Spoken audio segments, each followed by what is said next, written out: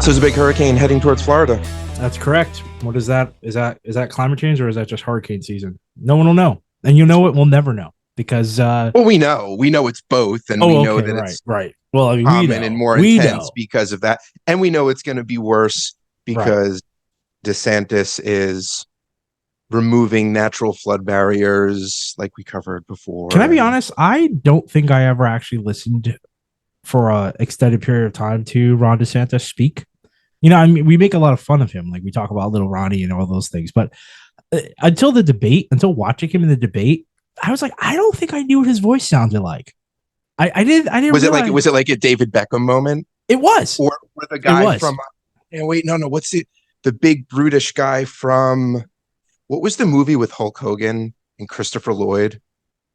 Hulk Hogan and Christopher Lloyd. Oh man, dude! Yeah, when Hulk Hogan was like a space warrior. I'm not going to get this. I did not see this movie. You can look it up because there's this like, I think it's one of the hunters, and he has like this like high pitched voice, but he's like a big brute, and it's on purpose for comedic effect. But so what did you think of DeSantis? Because I did not watch. No, it was just like you said. I mean, you called it. It was like a David Beckham moment.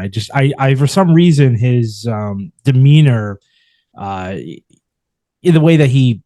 Either whenever you see his photo or if you just listen to him, I didn't listen to him, but I just feel like the quotes in the papers about his, whatever he's talking about, Disney, whatever. I just assumed he was more of like, he just had like more of a baritone, a deeper voice kind of thing going on here. I guess it's like Trump in the hands. It's like you wouldn't assume his hands are so small. So childlike. But it's like you gotta, it's like you guys gotta, I guess this all makes sense because you don't really take these kinds of stances if you don't have something to prove. I feel like you don't work this hard to get to these positions of like your imperial little fiefdom, which is what he has of Florida, right? You don't curate these kinds of things in the modern world unless there's something that you're really trying to get over. And then I realized it. I was like, okay, that this makes a little sense now. I get his Napoleonic. His Napoleonic fever. How about we use that with regard to you don't expect T-Rex hands. You don't. You absolutely don't. You're uncovering the dinosaur. You're seeing big teeth. See a big head. That's right. And then you get to the little T-Rex hands, and you're like, what? Little baby hands. This is prey trying to reach out of its belly. No, this belongs to this dinosaur. Yeah, little baby T-Rex hands. That's a really good. I love that visual.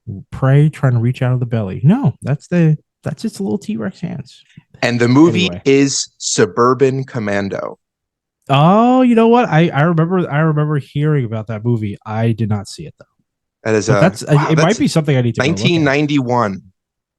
1991. It's a gem. I have not seen it since probably 1991, but I remember liking it. The Hoaxster, he really had something going there. I mean, he obviously wrestling, most iconic wrestler, but 91, I think like Rocky 3? Is that what Hogan's in? Yeah, Rocky 3 is in 93, I think. Just about. Could be wrong. Maybe it's earlier. Doesn't matter. 82. Rocky 3 is 82? Okay, way off. That's what the internet is telling me. And No Holds Barred is 89. Another gem. If you No Holds Barred. Not to point you guys to another podcast, but go watch No Holds Barred and then go watch How Did This Get Made? And that is just, you're welcome. There, that's all I'll say. We'll point you to How Did This Get Made any day. They're a fantastic podcast. I'm not going to compete with How Did This Get Made. If your fancy is How Did This Get Made, you could turn the channel. It's okay. We'll understand. So yeah. So what's up, man? You got a topic? I got. Well, I mean, we might as well just keep going. If we're going to talk about the latest Republican debates, we might as well just keep going with it. From time, and the reason I'm doing this is because after the debate was over, the first one is what we're talking about here. It felt universally like everyone was talking as if Vivek Ramaswamy won. I thought it was really interesting that they put him center stage for the debate, and he had like blown up all over my YouTube feed. I think maybe 2 weeks prior, I felt like all I was seeing was Ramaswamy everywhere. He did like something on YouTube with like Bill the host, the guy. Bill Maher, thank you. Bill Maher has like a YouTube. Yeah, you like him. Yeah, I used to watch. Oh no, don't do that to me. Don't put me in the no. I maybe when I was a young kid, I enjoyed Bill Maher. Bill Maher has not been something that I've been so keen on in the recent days, but that's not that's neither here nor there. All I'm saying is that he was on his don't take the bait, Antoine. Don't take the bait. I'm not exactly. He has like a little lounge show kind of thing on YouTube, or at least I watch it on YouTube. I don't know if it airs somewhere else, but and it's part of his podcast, so I guess it must be the visual for his podcast. So just to be clear, Antoine does not like him. He just listens and follows on everything media outlet he has. That's correct. But he does not like him. I don't know where I got that idea from. Well, I don't like any of his Instagram. I just because I peruse his portfolio doesn't mean that I engage. And by not engaging means that I hold a nice distance. I hold a ball, like a barrier to between myself and Mr. Maher. Anyway, all I'm saying is that Ramaswamy was everywhere, and I thought it was really funny that they had him center stage on the Republican debates stage, because obviously Trump's not going to be there. Trump wasn't there. He did his interview with the lovely gentleman who no longer works at Fox News, and one of the things Ramaswamy came out adamantly about, he said, climate change, it's a hoax. He was very, what do you call it? He was very bare-breasted about his feelings on in the old climate. And I mean, he was definitely doing things to be, what do you call it? Provocative, evocative. He was he had to let them know that he's the new Trump. He's the new sheriff in town. That's sort of how I felt was going on with him in the debate. But anyway, Time magazine did a nice little article here. There's more than meets the eye to Ramaswamy's climate comment. What is he, Megatron? That's such a good. Yeah, I wish they had done that. I wish if there was an audio that the Megatron. I can't even do it. I can't remember how Megatron sounds. Like, what's his classic animation sound? Doesn't matter. But if you look it up, listener, it's going to be good. Vivek Ramaswamy, the entrepreneur turned politician, constructed his climate comment at last week's Republican debate very precisely. The climate agenda is a hoax, he said. The signals of climate change have become increasingly present. Think of the record-setting extreme heat and near-constant flooding, and leading Republicans can no longer feasibly deny that climate change is happening. Instead, the GOP has begun to accept that it is happening while rejecting solutions aimed at slowing it down. During the debate, Ramaswamy suggested that costs of addressing climate change were greater than the effect of climate change itself. I'm curious to prove it. Where is your study? Where is your data? And how bad did it predict climate change could get? Both in any period of time, but also all-encompassing, whether it's our food supply, our housing, constantly rebuilding, degrading things at a faster rate, migrations of people because areas become uninhabitable, loss of biodiversity, which has a cascading effect. I don't know, based on what? Like, anyone can say stuff. Anyone can say something. And the scientific community has been a real gem, and they have put out a ton of data for decades to say, this is what's going to happen. This is what's going to happen. And now it's actually happening. So this dude comes in center stage in lieu of Trump and makes that claim based on what, Antoine? Ramaswamy says the climate agenda is a hoax, and then followed up saying that the anti-carbon agenda is the wet blanket on our economy. He concluded, arguing that the reality is more people are dying of bad climate change policies than they are of actual climate change. You know what? When I'm on fire, throw the wet blanket on me.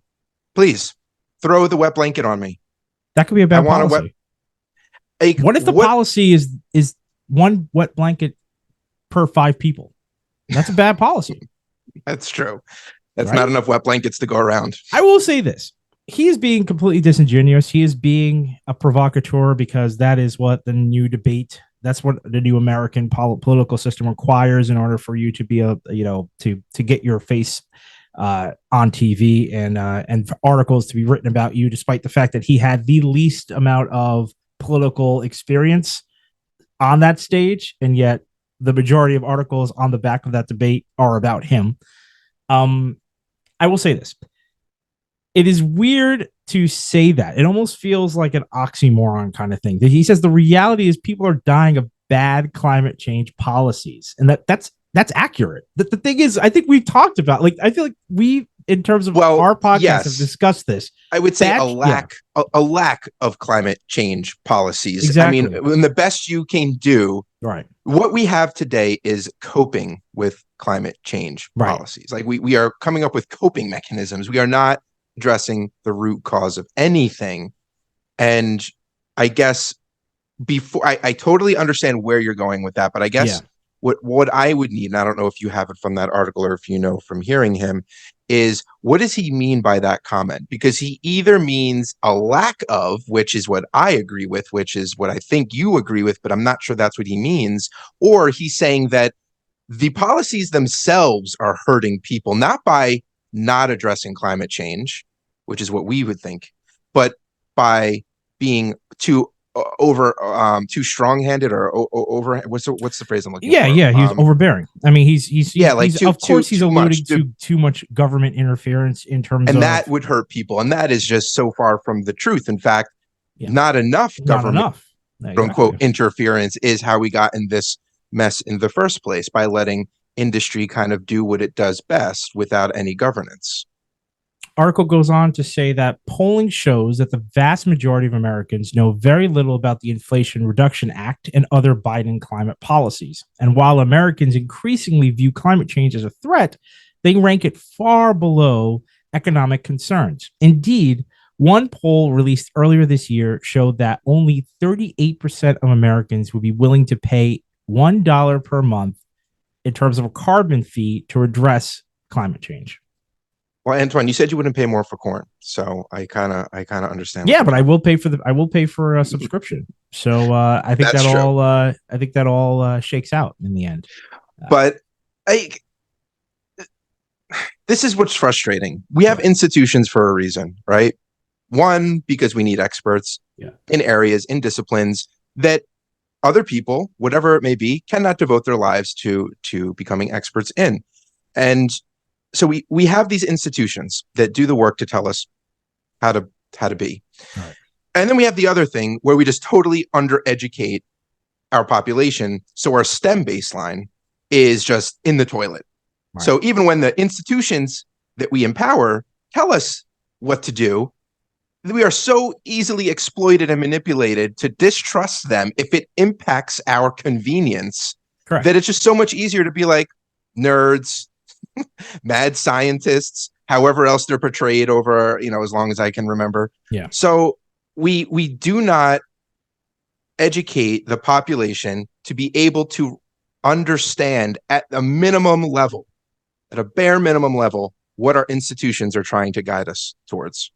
You can't fundamentally understand, if we can't fundamentally grasp that our planet's ecosystem, like our global ecosystem, which is really a million ecosystems, that our planet's ecosystem is starting to fail, and not fail that Earth is going to turn into a barren desert, right. But not for us. It's more difficult for humans to survive now, and in some cases impossible in some parts of the globe. You don't understand that there's an economic cost to that your grocery store items, if they're even still available, will go up. What are people thinking? You must think that it's just all made up, which is crazy. No, but you must just think it's complete. But you don't understand that if the ocean as a resource cannot maintain its food supply, if we can't maintain food supplies on land, if places become unlivable, whether it's due to drought, extreme heat, or extreme storms, flooding, whatever it may be, mudslides, fires, whatever it is, whatever this Mother Nature can throw at us, if you don't understand that there is economic cost across the board to rebuilding, reinforcing, feeding, I don't know, there's just everything that society does. How can you not make that connection? So I guess my question, not necessarily to you, but my comment on that is, what the hell are you talking about? People who voted this, what rank and what did climate change come in, 4th or 6th, or what was it? Doesn't matter. It's not in the top 3. Yeah, I just don't there's nothing else that impacts everyone. And you have no idea what this is going to do to us in the near future. Forget about long term. Like, just because you don't feel it today, or it's just because you don't recognize how you feel it today, doesn't mean that you're not going too soon. And there's so many things where you have the opposition fighting tooth and nail until they can't ignore it anymore. And I just, what is that day going to be when they finally have to admit that things are really bad? I mean, what are we going to do? Welcome them back into the fold and say, let's fix this together? Like, what is that day going to look like? I don't know. But this is infuriating. Sorry. Like, well, I do kind of agree with one of your fundamental positions, and that is just one, actually. I mean, it's only that asking people to pay $1 in a climate change fee, saying that this dollar will go to addressing climate change, that's bad policy. That's fundamentally bad policy. I do not fault people for completely knee-jerk, like to recoiling from that position, to just say we're going to take $1 in your pocket for an amorphous idea of fighting climate change. Because it's like, what does that mean? It has to be more directed. That it has to be very succinct. There has to be actionable action attached to what we're going to be doing if we're going to be asking people to pay more. The idea of a self-sacrifice because the planet is dying is just, it's not realistic at the stage that we are at. And I agree with you. However we got here, whether it be education, whether it be enough propaganda to slay an elephant, however you want to position it, at the end of the day, to ask an individual to say, you know what, we know this is good. This is gonna. Granted, yes, it's gonna impact us all, and we know this. I mean, but to tell someone that you need to make this sacrifice now without giving them a 1-to-1 return on that investment, I just think it's unfair. And I will say why it's unfair, because, and this is the thing, I'm not addressing this here, but a recent study came out and it said it was alluding that 40% of like emissions, basically anything that is creating climate change in terms of carbon output, 40% of it can be attributed to 1% of the population, the global population, or at least the 1% in terms of economic viability, like economic wealth. So like the 1%, because of their investments, because of where their money goes, basically fuel 40% of what it is that affects us for climate change. And sounds no one is asking that 1% to shoulder 40% of the burden. That, in fact, that would be preposterous. Most people would be we just talked about this with the aviation stuff. Yeah, it was the same example. Similar, yeah. It is where 1% were responsible for half of the emissions. Yeah. And the rest of us are paying 17% or whatever tax rate, and they pay 2%. Like So I agree with you. I will even agree. I don't know if you've necessarily come out and say it on this particular issue, but we covered it in a previous episode, I think, where we both kind of said it. I don't want to pay more. One, I agree with you that I want to know exactly where this is going, because this is too important. Like, this isn't, it's climate change is such a different animal than any other policy challenge that we've ever faced, because not everything else you could fix eventually. Okay, the bridge collapses, the roads go to crap. You can rebuild those. You cannot rebuild the planet in this way. Like, it's different, and no one knows. It'll take, I mean, God, man, this could take like hundreds of years to rebound from, if not more. It's nuts. So there's that part. I want to know exactly where the money's going, but also screw paying more. We are currently subsidizing the main drivers of climate change. Take that money. We are. Oh, I mean, we talked about this, I think, in the last episode of the climate change. Yeah. Take some of that money and divert that over. Yeah. What are you guys doing? What do you mean $1 more? What are you talking about? Well, I mean, this would be something this would be a viable route to solving climate change if both parties were not party to basically keeping the status quo. I'm not going to get into an advertising war with ourselves. What are we going to pay $1 more to start running a PSA campaign while we're giving X amount of dollars to fossil fuel companies and stuff, and they're running counter ads? Like, what is the plan here? I agree with you. I'm trying to say, like, what do we? I get at the end of the day, what do we expect from people? That's what I'm saying. If the Republican Party is going to go out and tell you that that the other side wants you to pay $1 more, and the other side, because they're in the pocket of these big corporations that are the agents of climate change, they're not going to go out and defend it. They're not going to go out in opposition and say, yeah, this $1 more is to start taking some of these subsidies away. If you have the opposition party that's unwilling to do that, and then you have one party that's on the offensive, aggressively doing this, it's that we call this, again, ratchet politics, right? One side gets in and they move the ratchet. The other side gets in and they hold the ratchet. The other side that one side gets in again and they move the ratchet, and the other side gets in and holds the ratchet. If I don't know what we want out of people at the end of the day. And that's the thing. I get it. We're talking about education. We're talking about, why can't you contextualize this? Why can't you see that the sacrifice needs to be made if you want your children to have a better world? Your politicians are not out there delivering that message. No one is out there delivering this message. This is a message that people have to come to completely on their own.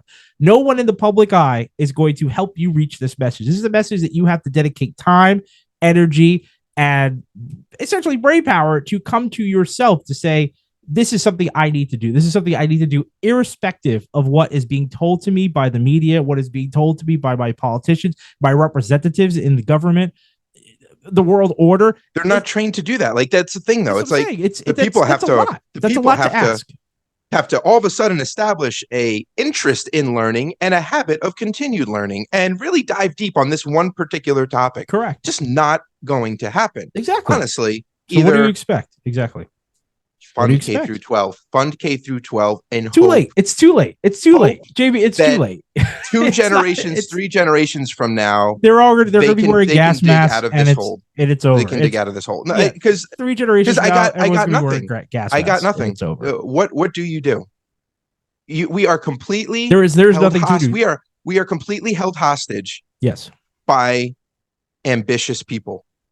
Absolutely. Ambitious people looking for their short-term gains because they understand that they will be dead before any of the long-term effects would have any adverse effect on their life. At the end of the day, their money will defend them from any kind of causality as a result of inaction on climate change. And that is what we as everyday commoners have to deal with, is the fact that the people who run our government, the people who are on TV telling us what's what, have so much money that they will be able to defend themselves from any of the short-term effects of climate change. Now, here's the thing. What we're talking, the long-term effects will affect everyone. There's no amount of money you could have in the world unless your ultimate goal is to live underground in a bunker that is wholly self-sufficient and in a way impenetrable from any nation state to come and take it over. If that's your interim goal, fine. For your lineage, your family, maybe you'll survive the apocalypse. But for everyone else, the people making the decisions today have enough money to shield themselves from any of the ramifications of their decision making. And that's basically where our politics and our government is starting to crumble, is basically in that fact that everyone else is going to suffer because you don't have enough money to save yourself from these issues. We talked about this before. We talked about how your house, if it's not insured and when it goes up in smoke, that's just you on the street. Unless you have enough money to go and buy a new house without any of the equity of having sold the previous house, which how many people listening right now could do, you're going to be SOL. Most people, regardless of where you stand, will be SOL. But the people who run our government, the people who are on TV talking to you about climate change is not a big deal, they're speaking from their own experience. And their own experience, that is true. They could fund fossil fuels till the end of their days because that money will insulate them from having to actually deal with this issue. It's the rest of us. I mean, I get what you're saying. The rest of us. To say climate change isn't real because in my personal bubble, I don't notice a drastic change I will not notice. I was going to say, I reject the premise because climate change is so much bigger than that. Climate change is on a massive scale, both in time and place. You don't have a climate in your personal bubble. Do you know what I mean? It's just like a weird thing to say. It's like, there's no waves in the Indian Ocean because when I'm in the Atlantic or on the beach, like I don't see any. Like it's just like it doesn't make any sense. It's like I hear. Well, I mean, it does make sense if I could fly it's a my terrible private analogy, jet and it doesn't make my, any sense no, when I say it. But it's just, yeah. but it's like you're commenting on something that is so enormous, and your comment is rooted in a keyhole view. It doesn't even do it justice. It just doesn't make any sense. What are you talking about? To us, yeah. You don't have global temperatures in your street. I don't know what you're talking about. Ice caps aren't melting in your backyard. I don't know what you're talking about. As long as your property, as long as your money doesn't go down, who cares? Yeah, I mean, it's yet.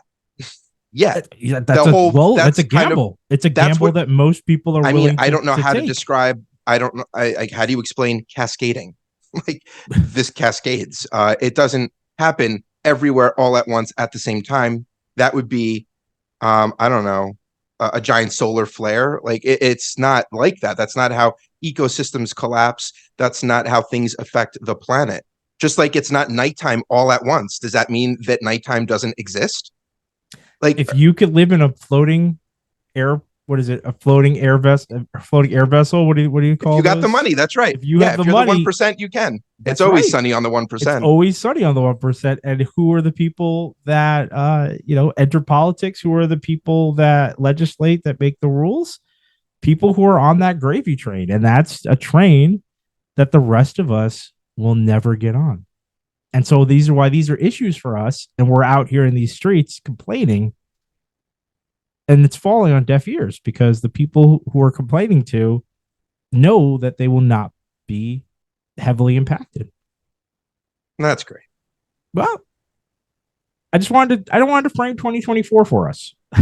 This is what we're looking at. I mean, the Republican debate was so absurd. It's so absurd to have all these people gleefully talking about and getting hoots and hollers on the fact that climate, basically that's what they're doing. They're just spitting in everyone's face. They're just saying, I could say whatever I want and I could support.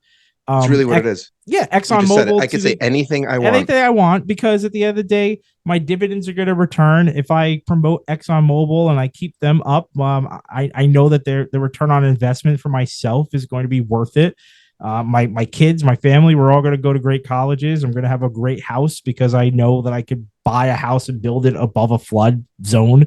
And even if it does go under, I know that I've got so much money I could buy another one. It's like, I know that I could protect my family and protect my world, insulate it. That's the thing. There's so much money out there. That's what you're saying. It's so wild that you're talking about this from a world point of view to say that there is no way you can escape this. But the truth is that it's like that video about like what's $1 billion or something, where you could see all the grain, like all the rice grain. There's so much money that you can have under your own, for your own personal cushion, that people do not realize that you can protect yourself. You can literally he is a billionaire, yourself. Right? The guy. Which one? Vivek, this guy? This guy's he's like a entrepreneurial, like. I thought I read that he was a billionaire. I didn't read that much about him. I'm sure he is. It doesn't matter. You have to be. If you're in politics, you're wealthy. That's just an end thing. There are very few poor people in mainstream national politics. I don't want to take anything away from the poor people and mainstream, basically in local government. Yeah, the guy in your town right now, that's not a wealthy person. Do not crap on him. That guy's a civil servant. He's really trying to just do what he can for your town. Trust me, any kickback, anything that man is getting is nothing compared to some of the residents, I'm sure, that live in the town. I'm talking about national politics. If you're on a national stage, you're on a whole nother level, and your investments go far beyond what they should legally go into.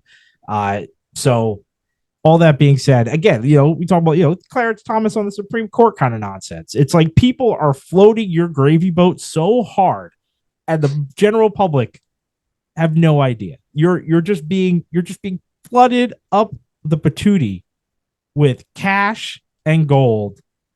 People have no idea. They have no idea. They're just out there in these streets saying, how could he say that? How could he be so heartless? How could he just be so, how could he not care about the planet? It's because the man has so much money.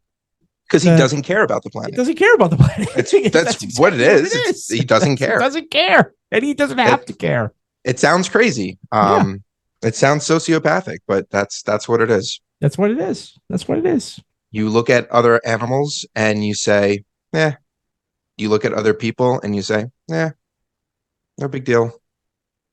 It's kind of like being a metal tiger, right? It's like being an ultimate apex predator.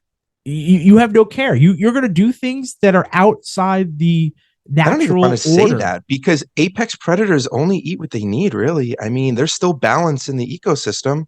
In fact, they're needed to maintain balance. Yeah, I guess I'm trying to say, if you're an immortal, we are terrors. Yeah, if you're an immortal apex predator, you do not have to worry about being within balance. It's like apex predator with human immorals. Basically.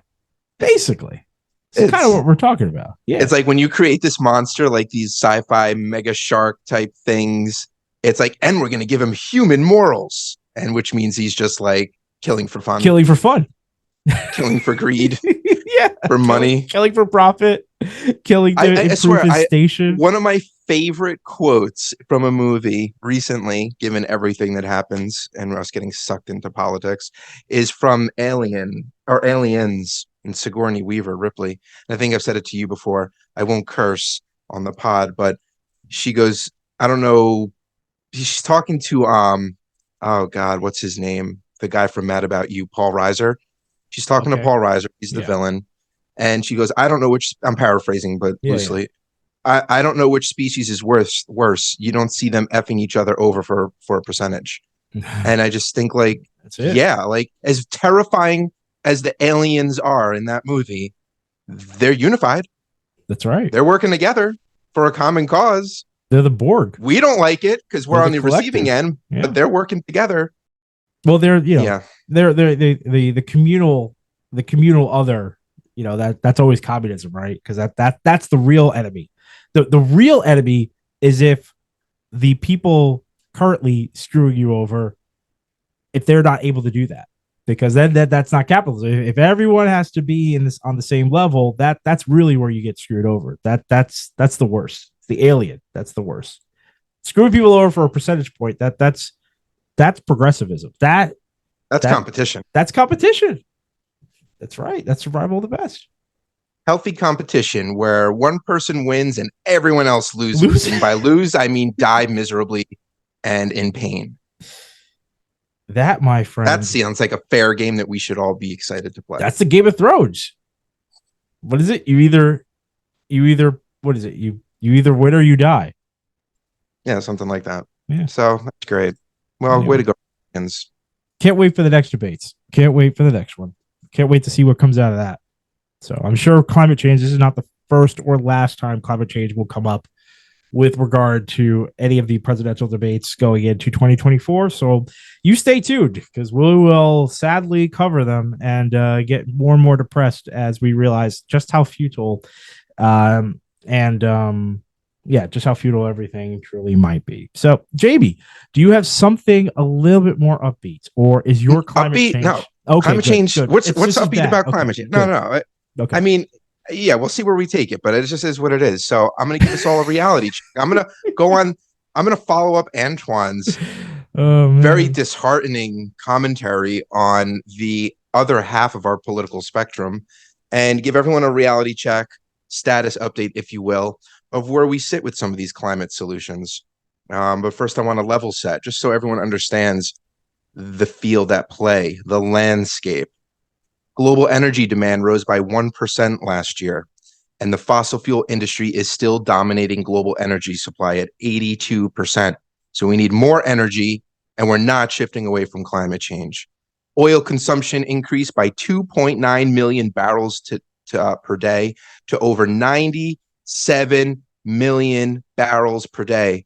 I can't even fathom that amount. Those are the numbers. We're producing thing about numbers. I think that's the 97 million barrels per day. It's impossible to comprehend. It's impossible to contextualize. When we talk about this, it's like this guy made this company made $16 billion in last quarter. It's just like, what does it mean? What does any of it mean? Just sounds like a lot. It's just a lot, but it's so much money. It's beyond our intel. It's beyond what human beings are used to seeing. So it's something that you just cannot fully contextualize and understand how bad that really is.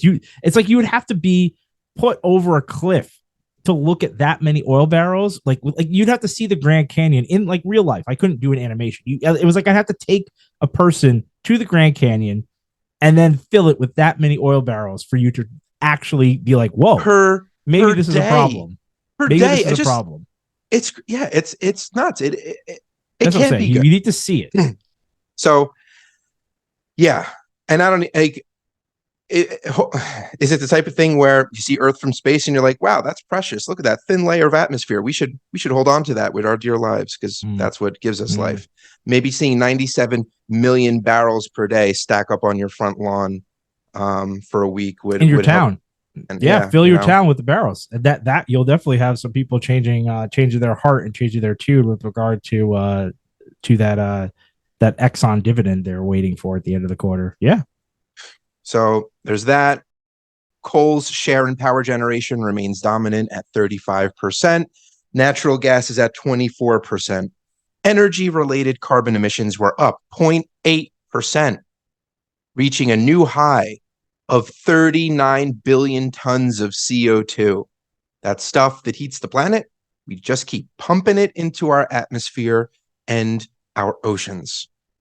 I can't begin to describe how frustrating it is to hear that carbon emissions are up 0.8%. You think that that's maybe not a big deal until you hear that we're supposed to cut it by 50%. So we are going in the wrong direction. It may seem menial, but it is completely the wrong thing that we should be shooting for right now. All of our efforts, we talked about during Antoine's part of the show, what we're doing is coming up with ways to cope with the coming storm, which are bad in itself. I mean, they are not good coping mechanisms. We are not giving ourselves crutches. We're giving ourselves toothpicks to walk on at this point. But we're supposed to come up with stuff to mitigate, to stop the flow of carbon emissions, to stop climate change from getting worse. By 50%, we're supposed to cut. And all these efforts, these amorphic, ambiguous efforts that we're supposed to put in, we're up almost 1%. We're in the wrong direction by 1%. You would want that number to go down. If it went down by 10%, you'd be like, still not good enough. This is infuriating. But it went in the opposite direction. I cannot tell you how frustrating that is to hear. Now, global wind and solar power grew to a record share of 12%, whoop-de-doo, of power generation last year, surpassing nuclear. But it's still a far cry because we need to cut by 50%. That 12%, you may say 12% is something. Is it? Is it? Because we just added 0.8% to carbon emissions. So it did not help cut it. You know, it's so funny really because you will hear that though. You will hear that from essentially not capitulators. What do you call people who are collaborators? You at this point you might as well start using these terms. You might as well, because if you're with fossil fuel at this point, you're a collaborator. So loyalist, yeah, loyalist. Sure, why not? Yeah, sure. Yeah, you will hear that. You'll hear them tout these things to say, we're up, we're at 12% now and we're making massive gains. They'll say like it was in 1986 we were at 1 to 2 and it's like now we're at 12 and it's like fantastic. But like you're saying, it doesn't count if the other side is also making gains. It's your percentage, the work you're doing is null if the opposition or if the counter position is also making incredible gains and incredible profits to the point where it's like you will obviously be operating at a deficit or at a slower pace, because who wants to knock into those profits? Who wants to take back any of the profits that are being made on the fossil fuel industry side when you can use it? I mean, when you can make yourself wealthy off of it, right? I mean, that's just where that's where it always comes down to. It just always comes down to, no matter what you do in renewables, the fossil fuel industry just has more money, more power, more influence, and it's not any surprise that they are continuing to grow, despite the fact that we are trying to go the opposite direction in name only. It's just insulting. I mean, it's insulting to hear that renewables have grown to 12% and surpassed nuclear energy. But then we went in the opposite direction in carbon emissions. Like, it's insulting to tell me that, knowing what our goal is and what we're supposed to hit. So, what's the output that we're looking for? That's what we should be focusing on. I don't care about what the percentages are and breakouts of energy, because honestly, it doesn't really matter what they are in themselves. If you were to tell me it's 60%, it's 20%, it's 12%, it's meaningless to me, because that in itself is not the pat on the back. The pat on the back is we cut carbon emissions by 50%. So tell me that. And then if someone's curious, you can be like, hey, how did we do that? How did we cut it by 50%? Oh, we raised renewables to 65%, and that did the trick. Oh, that's cool. But don't tell me the percentage of renewables if we're going in the opposite direction of carbon emission cutting.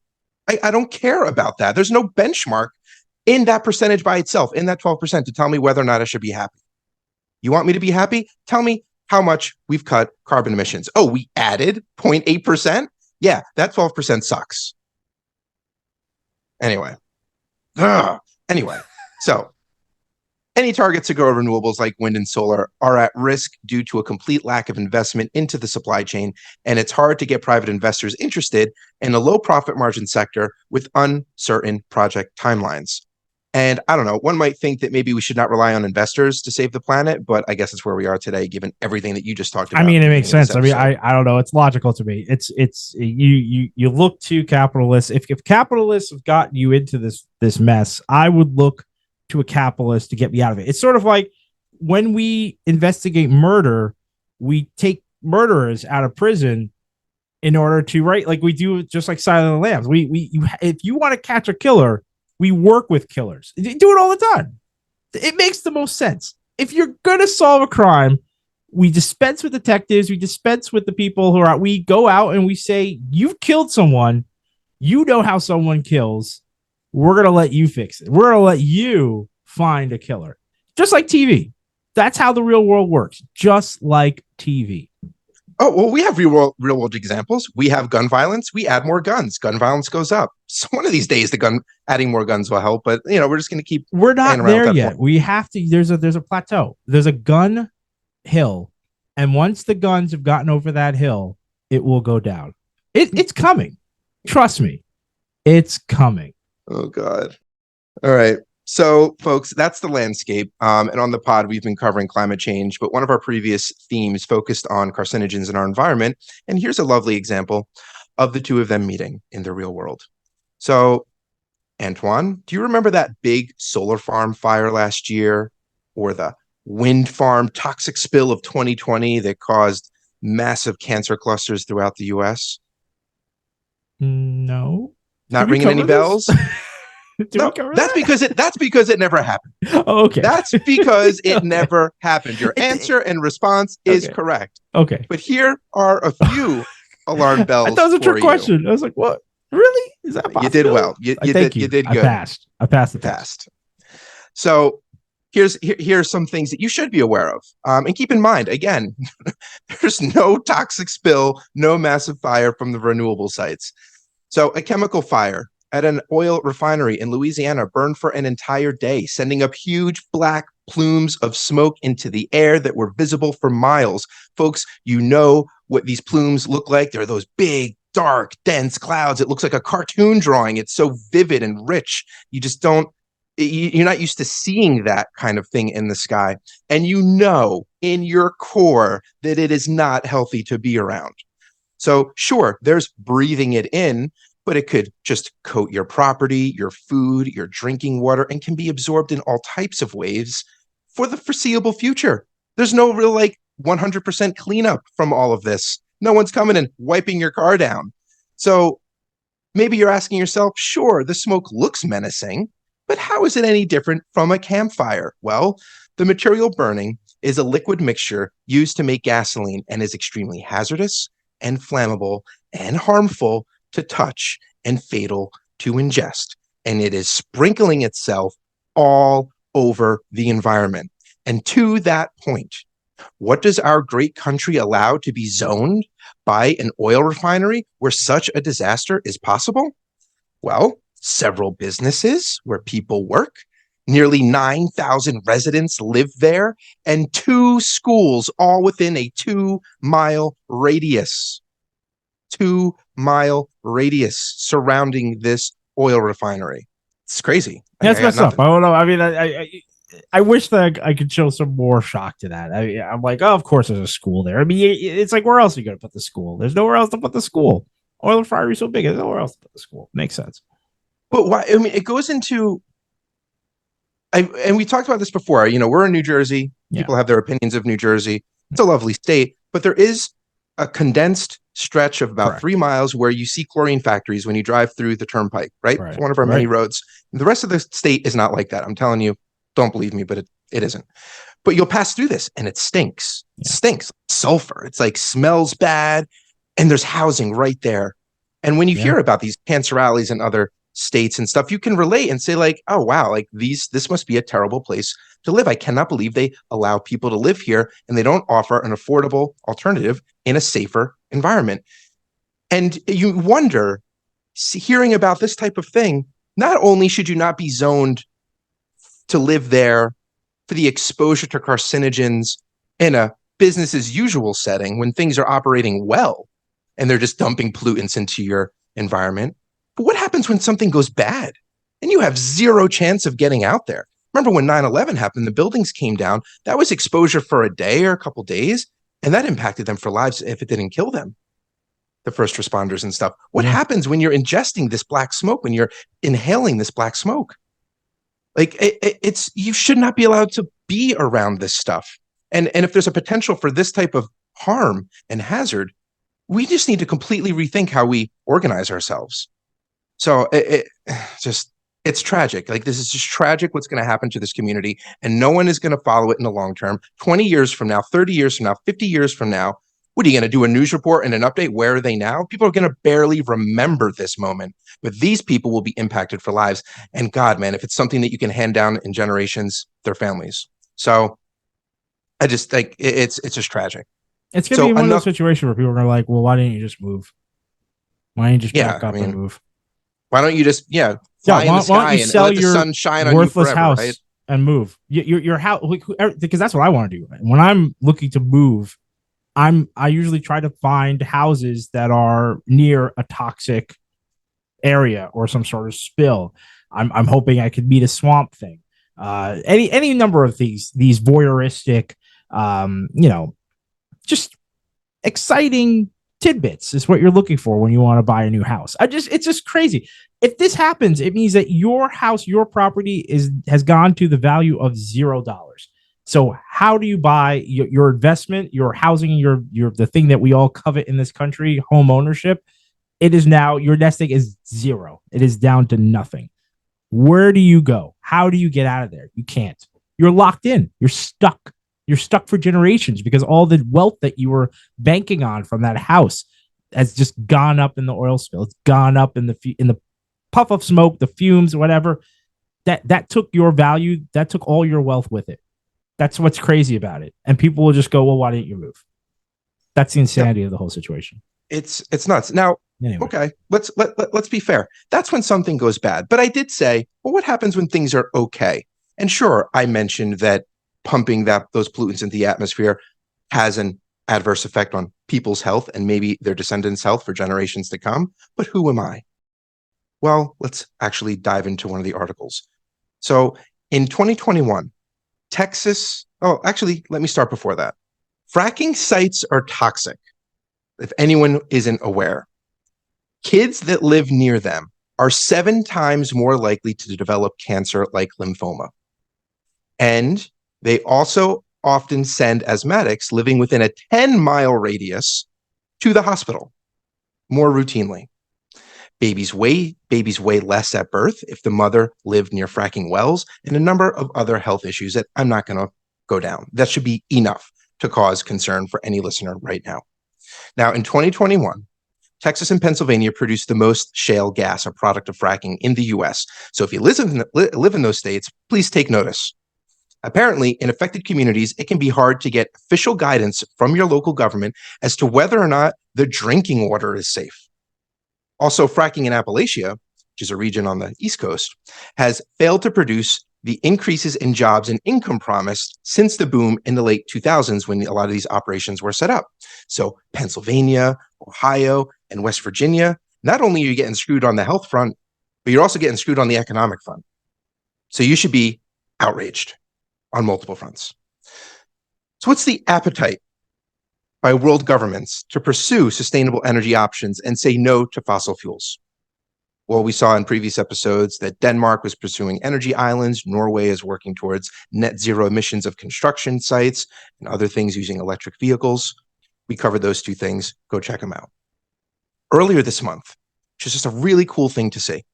Earlier this month, and almost a counter to one of our previous episodes' thought experiments, where we pondered what would happen to pristine lands of the global south in the age of climate change. Remember that, Antoine? We were like, are they going to be our savior, or are they going to be, victims of a hostile takeover in some way? Yeah. Well, Ecuadorians voted to halt oil drilling in the biodiverse Amazonian National Park. Okay. So the referendum result protects a range of species as well as uncontacted indigenous peoples. And I just thought that this was a courageous and bold move. They said no to the money. Yeah. They said no, and we want to protect ourselves. We understand the value of this. We don't know what's going to happen. It seems like an administrative choice by the people in power that can always get walked back. So, I just wanted to highlight it. I wanted to commend them. That's not an easy decision to make, but they made it, and I hope it works out for them. Me too. Expect a CIA operative in the coming months. What do you mean by that? The listeners know. People that expect. But no, if you have to ask. Yeah. All right. So now taking a macro view, more than half of the world's populations live in cities, and that's set to grow, right? That's going to be the trend. So like it or not, we're going to need to research and invest in making cities sustainable in areas like housing, waste management, and transport. And hopefully that technology and infrastructure can be applied to rural areas in some capacity. It's not an apples to apples thing, but trickle down. Hopefully we can start benefiting from some of the stuff that's developed for the population centers of the world. Now, all that being said, the world is doing and what we can learn from each other. Let's cover what's going on in the US. Well, Antoine kind of touched on some of this, but Republicans ignore all science, logic, and reason per the norm. Fox News, which is just so special.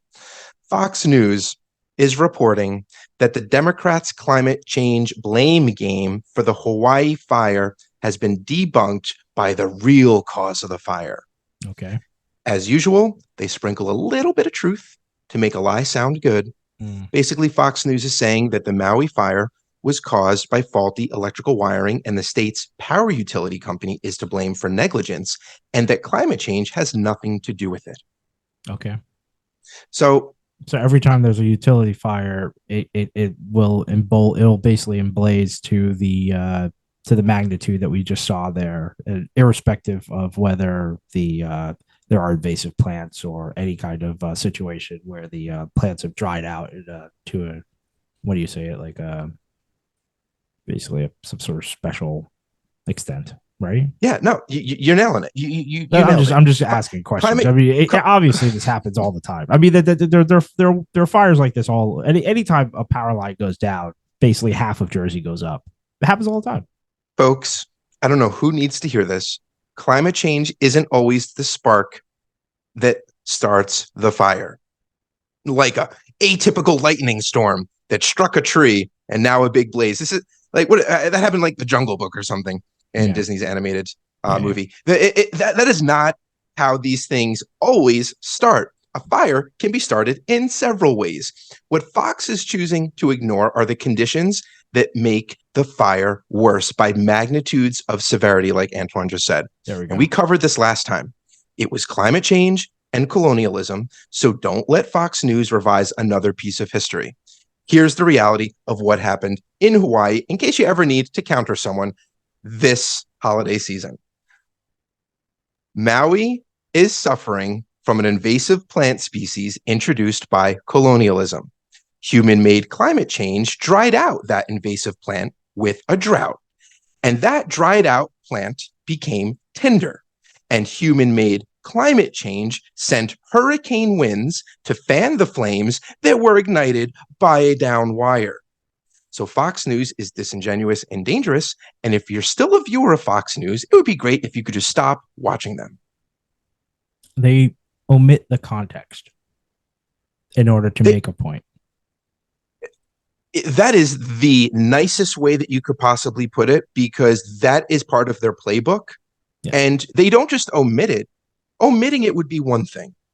They go out and say that it's not true. They're saying it's not climate change. They're not omitting the climate change stuff. They are saying it's not, proactively. Gotcha. As if it's just, what are you talking about? It's like you light a fire, right? You got to have a match or some type of spark, but you also need seasoned or kiln dried wood. And I don't know how else to relate it to you folks. Like, you need the conditions, and the conditions for the world to burn are being primed as we speak. Now, that's about as much as I'm going to talk about the Republicans, and the Democrats aren't off the hook either. Biden campaigned to ban fracking, and he has reneged on that promise. And we just covered fracking about 5 minutes ago. So what the frack? And this fracking dude is still fracking around. Like, we need to stop. And I did that for you, but that's a Battlestar Galactica reference. Mm-hmm. But for the viewers, how, and I don't know if you follow this at all, but how do you make that type of commitment and then just not follow through with it?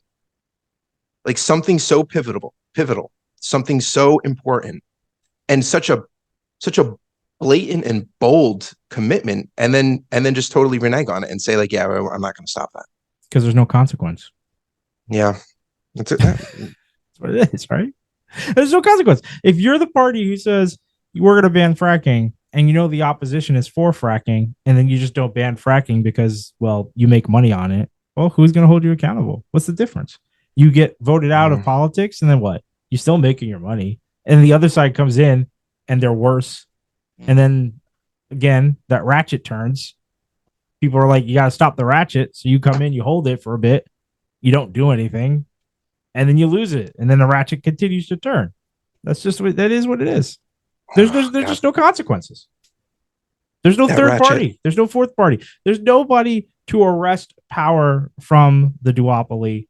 It is what it is. It's exactly as one should expect. You should not expect anything different than what the system has shown you thus far. To expect something different is to live in a fairy tale. We get lies and false promises. Which ones do you want, folks? Well, it's there are two sides of the same coin. You're eating the same lunch. It's like, do you want your burger with fries, or just do you want it shoved down your throat? You're going to eat the burger. At the end of the day, you're still having your burger for lunch. Hate to break it to you. That burger does not change. Now, here's something that I want your legal mind on. I want your legal commentary on, because I just don't understand this. I can understand it. It's hard for me to accept. I don't get it. So, another Biden take. Our current DOJ's perspective is that we do not have a constitutional right to a stable climate. And this comes about as the U.S. is suffering from extreme heat, and Biden's DOJ filed its most recent motion to dismiss a landmark climate case brought forth by the children of this great nation, who are going to inherit our mess, who assert that the Constitution requires the federal government to maintain a climate that supports human life. Now, the DOJ's reasoning is a bit bizarre to me as an average American, but I assume it makes legal sense, and this is kind of where I want your take. The DOJ is arguing that because the child plaintiffs are not the only people who will be harmed by ecological breakdown, the suit should be thrown out. And I have the Justice Department's quote. Here it is. The state of the climate is a public and generalized issue.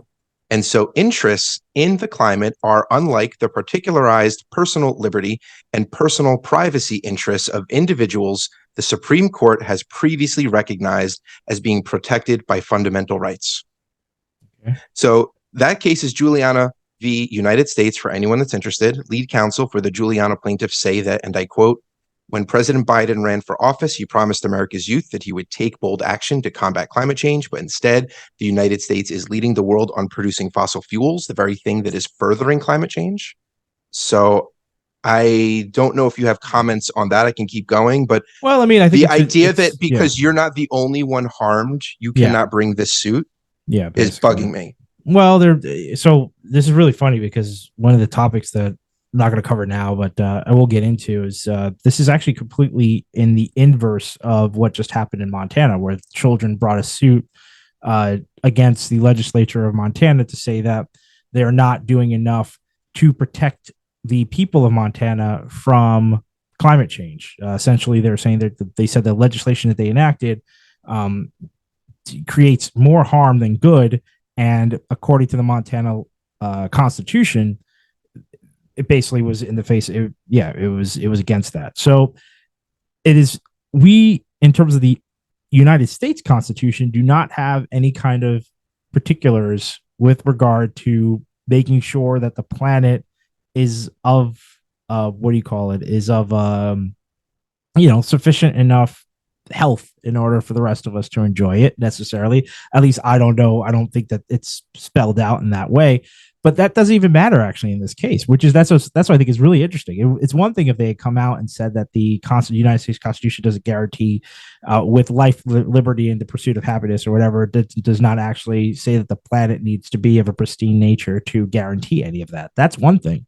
What they're saying here is that you cannot speak for the majority of people. That's really why because I expected them to say climate's never mentioned once, and that's what they're saying is no, you can't speak for everyone, and I just found that to be crazy. That's so what we need a class action then? Is that what it is? Like we all need to that's exactly join it. They're saying you're not enough of the population in order to be a general representative body. You cannot represent the children of America because you're not everyone. You need everyone. And it's cool. It seems like a stall tactic because legal is fun that way. Yeah, it's fun to suffer. This is where I get mad at our species for like playing games with this construct that we've created for ourselves. Yeah, it's like we're playing around, and we all know what the deal is, and it is like we are exploiting etiquette and whatever this is, like these mannerisms, like we're just like playing a very dangerous game as a species. And I would say to the listeners right now, make no mistake, we should all feel angry and frustrated. If you're not, please tell me why, because I am like hitting my limit with this. We've said it before on the pod, and when we were talking about what we were taught in K through 12 regarding the greenhouse effect and fossil fuels, but somehow the same executive branch that owns the education department doesn't abide by their own academic curricula. And it's such an insane disconnect for me. It's a complete lack of continuity to be taught something for X amount of years when you're a child and young adult, and then come out into the real world, and then you are just, it is not followed through with. You would think that you're being primed and prepped to go out into the society that is following through on everything it just taught you, and you are being taught that you're being told that it's a hoax. Like, it's just crazy, and everyone should be outraged. Like, outrage is the only reasonable reaction to have to this. So listening to you talk about it, though, it will be interesting. And here's the thing. I mean, look, I'm not a legal scholar, people. I actually didn't go to law school. I'm just an amateur who enjoys like reading law sometimes. So I don't know if this is a case, but I wonder if that precedent could then give you enough credence to go against the Electoral College, because the fundamental aspect of our government is centered around minority protection. It's centered around people with little voice having just as much say as the majority in order not to have some sort of tyrannical rule. If you're doing this suit here saying that the Constitution does not protect this minority group and guarantee a safe planet, I would wonder, well, why does the Constitution hold to protect the Electoral College? Why do minority states then have an outsized right in terms of voting, in terms of their in terms of the electorates, in terms of electing our president. I do wonder where this will actually, because that the law is all about precedents. It's I don't know if one could actually piggyback off the other, but it just is it's just interesting. We always try to have our cake and eat it too. It's on the opposition side. You try to protect the rural states. It's interesting. It's just interesting. It's to say you don't represent enough of the people to matter. I wonder how that could shake out in the end. But anyway, it probably it'll probably be nothing, because that's the whole point of this country, is to have your cake and eat it too. But I just from that perspective, I thought that maybe it's slightly interesting. I don't know. All right. Well, that's it, folks. Those are our solutions. We don't have any. We're not meeting the moment. We're not answering the call. We're not stepping up to the plate or accepting the challenge. We are failing miserably. And I thought we were supposed to be exceptional. Dark. It's a dark place. It's a dark place we're at, which is why we're doing this series. That's the whole point of why we're doing this. This doesn't make us happy. I want to laugh. I want to make jokes. I want to talk about movies and games. Check out our earlier episodes. We cover fun stuff. I want to do fun stuff. It's bad. That's the thing, is there's no sugarcoating it anymore. It's not hopeless. If it was hopeless, we wouldn't talk about it either. No, it is. Hopeless. It is. This is therapy. It is hopeless. It is hopeless if not enough people voice concern and not enough people demand action. That's the point, is that we do have the means, the tools, the capability, the intellect. We have definitely have the money. We have the wealth as a nation. The money. We have the money. Resources. We have influence over the globe. We are uniquely positioned with maybe a few other countries to really change our course, and we are just allowing ourselves to be exploited. So there is still hope, but that's why us and others are sounding this alarm, because time is running out, and we really do need to make some demands and hold those that can make this change for us accountable. We are willfully adrift. Yeah. How about that for you? I think, what did I say to you one time where I was like, we'll get what we deserve. And you're like, we don't deserve this. And I said something back to you, and I think it was somewhere along the lines of, well, what do you call it when you know the destination and you're still going? Like, we know final how this is going to end. We know how this is going to end. That's what you call it. We're not changing our course. We're not changing our course. We know how this is going to end if we keep going in this direction, and we're not changing course. So we will get everything that we deserve in that sense. And it's not going to be good. You reap what you sow. That's right. You do.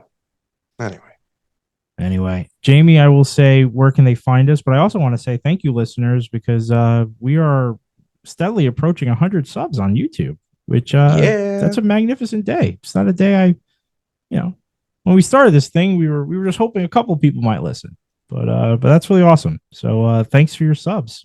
Thanks for your likes. Folks that listen to us on the audio version across pod platforms, thank you for your support. Thank you for the YouTube folks for following us. Like you said, we're in the 80s, high 80s now, and we hope to get to 100 soon. We got all of our loyal Twitter followings, X, as Antoine likes to say. So we're Xing you out. So, we're gonna X all over you. All of our X's. So yeah, it's been really humbling, and we appreciate everyone's support. So folks, we have new clips out every week. Fridays are full episodes. Like and subscribe to us on YouTube, Twitter, and wherever you listen to podcasts. And with that, Retraction. Oh.